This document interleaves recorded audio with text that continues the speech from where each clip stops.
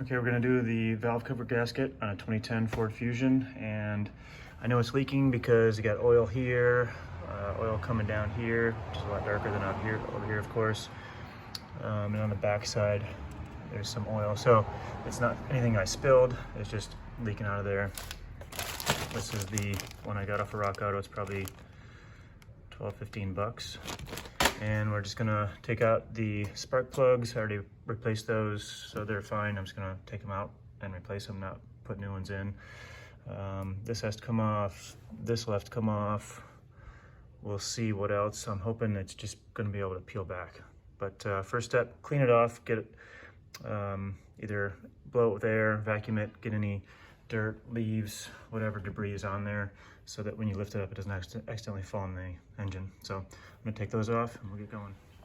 Okay, these are 8mm bolts, and it's best to have a deep wall socket. I didn't have one, so I just tried to use one of these, get them loose, and the bolt actually doesn't come off, but it just gets loose like that, and because it's attached to the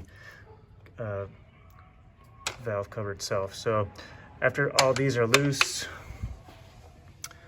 there's two in the middle that also don't come out, and then there's one on the side which also doesn't come out, and one right here which doesn't come out. So none of them come off except for the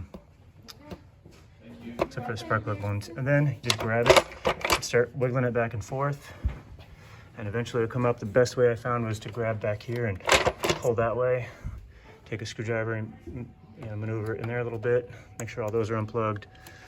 Dipstick out.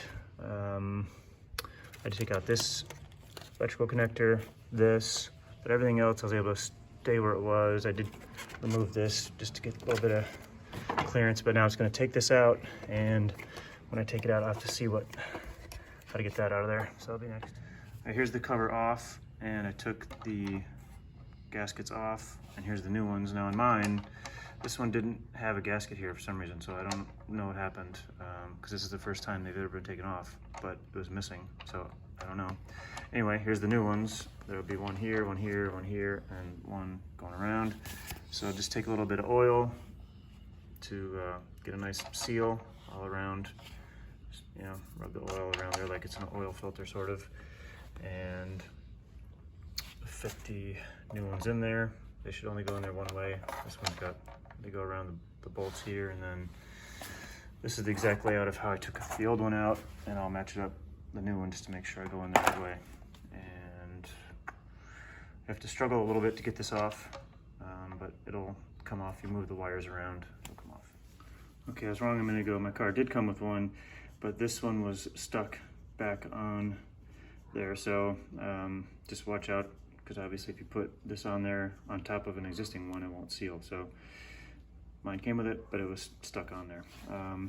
Now, cleaning off this as best you can, get it nice and shiny without scratching or scraping it. But you want the mating surface to be all nice and clean as best you can, all the way around, all in here.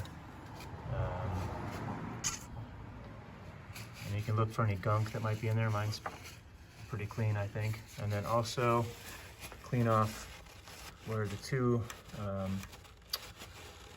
pieces come together in the factory. You're gonna put a little bit of RTV right here, and over there, there's a line right after the timing chain. So clean that off real good of the existing RTV, then you'll just put a little dab on there when you put it back together. Okay, now that it's in place, this went around finger tightened all the bolts. I don't know how many there are, but there's two in the center, a bunch around the end, and then this one over here as well. And so now gonna tighten them down now, and we'll start from the center, these two, and then we'll just go alternating patterns. So here and there and there and there and there, like a tire. And I don't know the exact torque. I think the torque spec is 7.5 pounds, which is 89 inch-pounds. So if you don't have an inch-pound torque, just make it 7.5 pounds. And I put the RTV on there, so Don't forget that, which is really just, you know, black gasket maker. And then we'll put the spark plugs back in and put all the connectors back in, and it should be good. Okay, with all these snugged up, star pattern, then do the spark plugs, which is 13 to 15 foot-pounds. Put in your connectors, or your electrical connectors here and here.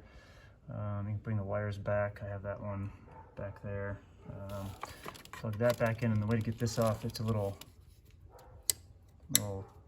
clip on there. So I just push on that and it'll come off.